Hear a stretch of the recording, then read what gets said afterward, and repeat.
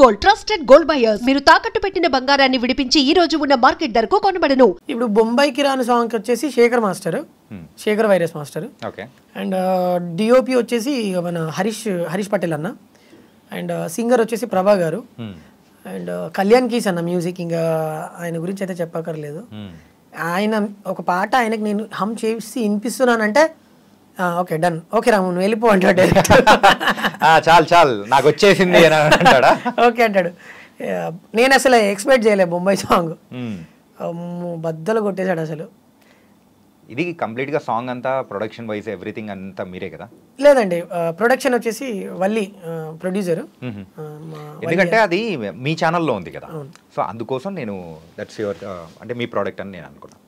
Product అంటే ఇద్దరిది, నేను మా వల్లి గారు ప్రొడ్యూసర్. ఓకే. సో నా వర్క్ ఏంటంటే పాట రాయడం, పాడడం, యాక్ట్ చేయడం, ప్రమోషన్ చేయడం, ఇది నా వర్క్.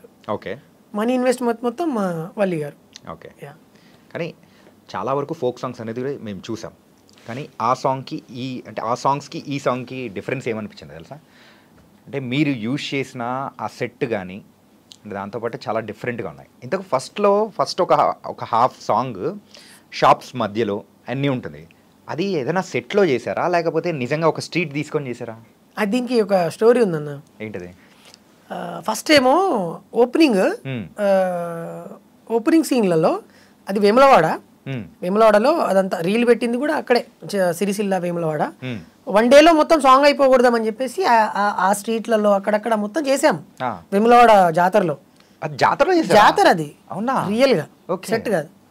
జనాలందరూ దాదాపు వేలలో ఇలా చూస్తున్నారు మమ్మల్ని. అదే నాకు అర్థం కాలేదు, అంతమందిని ఆపేసి అట్లా చూస్తుంటే అరే ఇది సెట్టా లేకపోతే ఏంటి ఇది రియల్ గానా అర్థం కాలేదు. అంటే మేము ఎక్కువ టైం తీసుకోవాలి యాక్చువల్లీ, నిజంగా చెప్పాలంటే 1.5 hours లో మేము అక్కడ షూట్ కంప్లీట్ చేసుకున్నాం.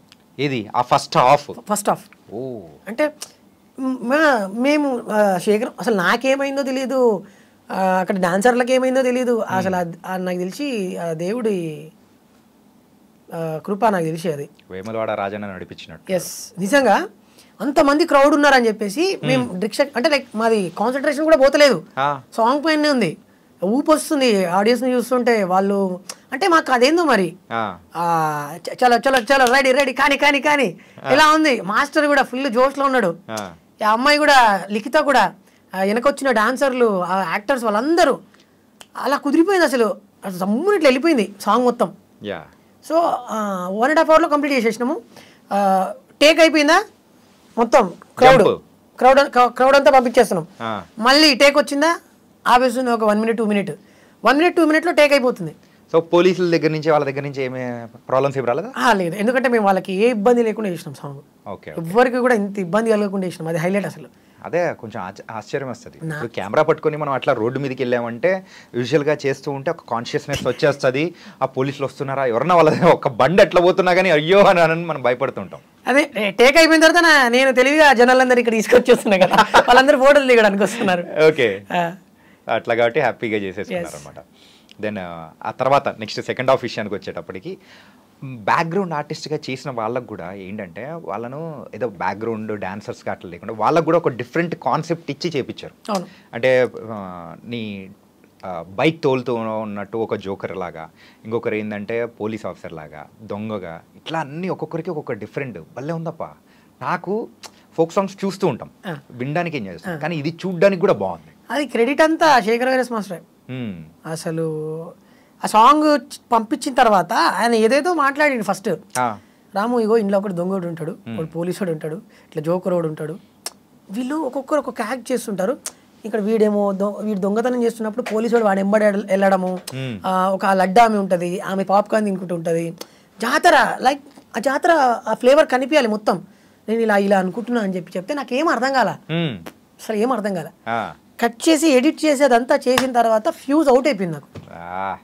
ఏంది మాస్టర్ ఇది అనుకున్నా, అయిపోయింది ఇక కథ, ఇది సాంగ్ దొరకదని చెప్పి నేను మైండ్లో ఫిక్స్ అయిపోయాను. నేను ఇంకొకటి నాకు స్పెషల్గా నచ్చింది ఏంటో చెప్పనా, అంటే కొంచెం చెబ్బిగా ఉన్న లేడీ, ఆ లేడీ పైకి ఎగిరి మళ్ళీ నువ్వు ఇట్లా దిగుతావు చూసా, అదైతే సూపర్ గా నచ్చింది. కానీ పాపం చాలా కష్టపడ్డది పాపం ఆమె, నా బరువును మోయగలిగిందంటే అసలు గ్రేట్, అసలు హ్యాట్స్ ఆఫ్ ఆమె డెడికేషన్ కి. నువ్వు పిట్ట కొంచెం కూతగానం ఉన్నట్టున్నావు తెలుసా, చూడ్డానికి ఇట్లే ఉన్నావు కానీ అస్సలు అల్లాడిచ్చేసినావు మొత్తం. అన్న అదే ఇంకో స్టోరీ ఏంటంటే ఏంటిది? అది 1 డే మొత్తం చేసినామా ఏది మొత్తం సాంగ్ సెకండ్ హాఫ్ మొత్తం ఎక్కడి నుంచి అంటే పల్లెటూరి పడుచు పిల్లవే ఆ చరణం నుంచి సాంగ్ మొత్తం లాగ్ అయిపోయింది. ఏంటి పొలాల మధ్యలో పెడతారు అది? కాదు కాదు పొలాల మధ్యలో పెడతారు అది. యాక్చువల్లీ అది కాదే కాదు. మేము ఎక్కడి నుంచి అంటే ఈ పల్లెటూరి పడుచు పిల్లవే అనే టేక్ నుంచి సంథింగ్ మధ్యలో నుంచి హాఫ్ మొత్తం ఒకరోజు చేసాం. తర్వాత మళ్ళీ రీషూట్ జరిగింది. రీషూటా? ఎందుకు అలాగా అంటే స్టార్టింగ్ సాంగ్ చూస్తేనేమో ఆడియో వైజ్గా అదిరిపోయింది పాట, వీడియో పరంగా లాగ్ అయిపోయింది ఎండింగ్లో. అది చూడడానికి బాగుంది, మినిమం 100 మిలియన్ ఖచ్చితంగా పాట అది కూడా. కానీ ఏదో హెల్తీ అవుతుంది, ఏదో మిస్ అవుతుంది అని చెప్పేసి కళ్యాణ్ అన్నకి చూపించాము అవుట్పుట్ ఫస్ట్ డేది. చూస్తే రాము పాటనేమో మనకి దొరికే పాట కాదు ఇది, ఆడియో ఎక్కడికో వెళ్ళిపోతుంది. అప్పటికి మిక్సింగ్ అవ్వలేదు, పాట నార్మల్గానే ఉంది. నాకు తెలుసు సాంగ్ ఫ్యూచరు, ఇది వద్దు రీషూట్ పెట్టుకోండి అన్నాడు. పోతే పోయింది అమౌంట్, దాని గురించి ఆలోచించకు, 100% సక్సెస్ అవుతుంది అన్నాడు. అన్న సరే అన్న చెప్పావు కదా ఖచ్చితంగా అని చెప్పేసి నేను వల్లి అన్న డిసైడ్ అయిపోయాం. మళ్ళీ శేఖర్ మాస్టర్ కాల్ చేసాం, ఆయనకు డేట్స్ లేవు ఫస్ట్. ఏదో బతిమలాడి చెప్తే ఆయన తర్వాత ఆయననే థ్యాంక్స్ చెప్పిండు. థ్యాంక్ యూ రాము, మళ్ళీ ఒక్కసారి రీషూట్ ప్లాన్ చేస్తున్నారు, సో నాకు చాలా హ్యాపీగా ఉంది నాకు టైం ఇచ్చినందుకు, ఇప్పుడు చూడండి అని అన్నాడు.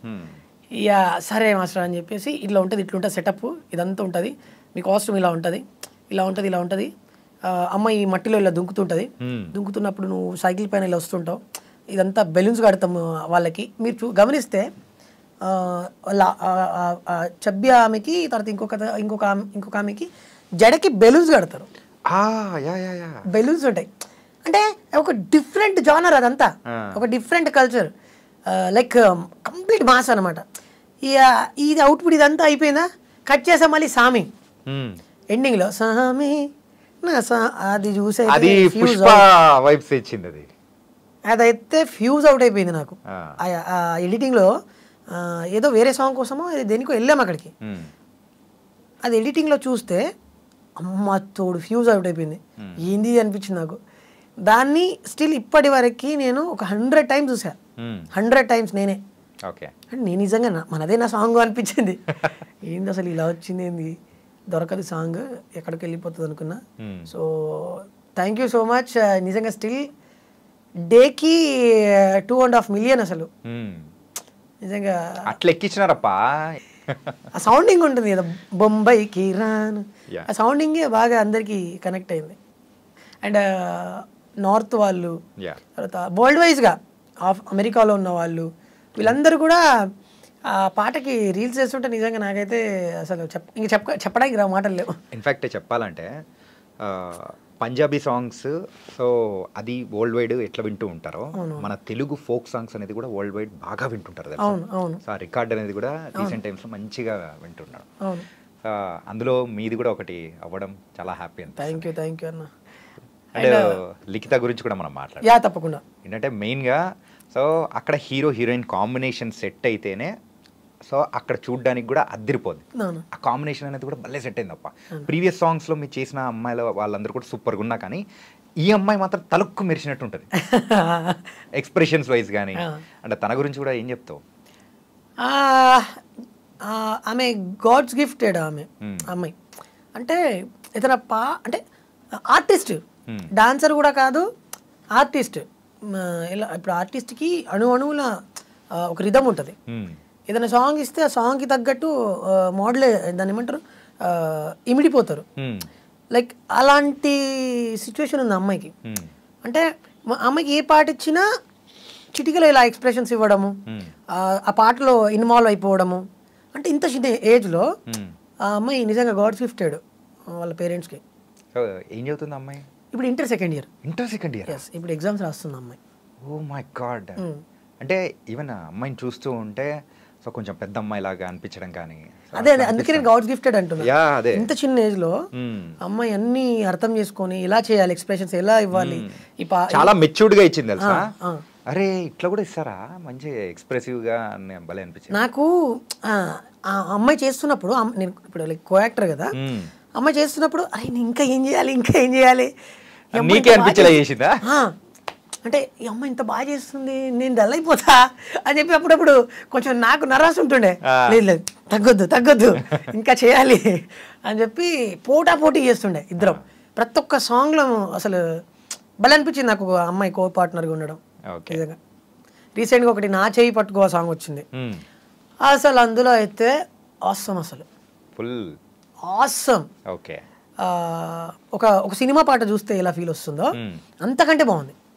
అంటే నేను చేశానని పొగడట్లేదు, జెన్యున్లీ నేను నా ఓపెన్ హార్టెడ్గా చెప్తున్నాను, పాటకి ప్రాణం పెట్టింది అమ్మాయి. అంటే ఇలా సాంగ్స్ అన్నీ కూడా తీసుకుంటూ నీ గోల్ ఏదైతే ఉందో దాన్ని అచీవ్ చేయాలప్పా. కానీ చాలా బాగున్నావు, స్క్రీన్ ప్రెజెన్స్ వైజ్ కానీ ఎవ్రీథింగ్ ఇస్ సూపర్ అన్న. థ్యాంక్ యూ అన్న, థ్యాంక్ యూ. అలాగే మెయిన్గా దీనికి సంబంధించిన క్రెడిట్ ఇవ్వాలంటే ఎవరికి ఇస్తావు? ద వన్ పర్సన్ ఎవరు ఈ సాంగ్కి సంబంధించి? బొంబాయి సాంగ్ యా, 1% అని ఒకరంటే ఎవరికి చెప్తావు మెయిన్గా? ఇది కొంచెం ట్రిక్కీ క్వశ్చన్. ఒకరికి చెప్తే ఇంకొకరు అంటారు, సో ఎవరికి చెప్తావు చెప్పు అన్న. నేనైతే 1% అనేం లేదు, అందరం ఒకటే. ఎస్, ఎక్స్పెక్ట్ చేసిన ఆన్సర్ కాదు, సో దానిలోంచి వేరే డిఫరెంట్ ఆన్సర్ ఇస్తావు అనుకుంటున్నా. అంటే టెక్నీషియన్స్ అయితే అందరూ కష్టపడ్డారు. ఒక పాటకి ఇంత సక్సెస్ వచ్చిందంటే ప్రతి ఒక్క టెక్నీషియన్, ప్రతి ఒక్క డాన్సరు, మేకప్ ఆర్టిస్ట్తో కలిపితే ప్రతి ఒక్కరు వాళ్ళందరూ ఉంటేనే పాట సక్సెస్. స్క్రీన్లో మేము మాత్రమే కనిపిస్తాం కానీ అక్కడ వాళ్ళు లేని మేము లేము. అంటే మేమని కదా, ఎవరైనా ఎవ్రీబడి. టెక్నీషియన్స్ లేకపోతే అసలు నథింగ్. ఇది టోటల్గా ఎంత ఖర్చు అయింది ఈ సాంగ్కి? 3,55,000 టోటల్గా మొత్తం. ఎస్. ఎన్ని డేస్ చేశారు ఇది? 2 days. అంటే ఒకరోజు 1 day చేసేసాము, అది కొంచెం అవుట్పుట్ సరిగా లేదని చెప్పి మళ్ళీ రీషూట్ చేసాము. సో రీషూట్ దాంతో కలుపుకొని మొత్తం 3 lakhs. 355. అంటే విత్ మ్యూజిక్ ఆర్ఆర్ అన్ని లేదు, ఓన్లీ షూట్. షూట్ 3. సో ఇంకా మ్యూజిక్ మొత్తం వేసుకొని ఒక 2 అంతే. టోటల్గా 5 lakhs అనమాట. ఎస్. వచ్చింది ఎంత?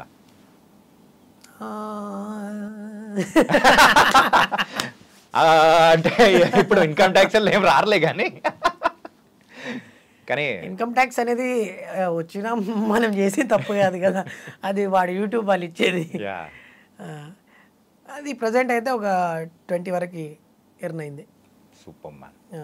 మొత్తానికైతే మంచి హిట్ కొట్టారు. ఇంకా నెక్స్ట్ ఎన్ని సాంగ్స్ రాబోతున్నాయి?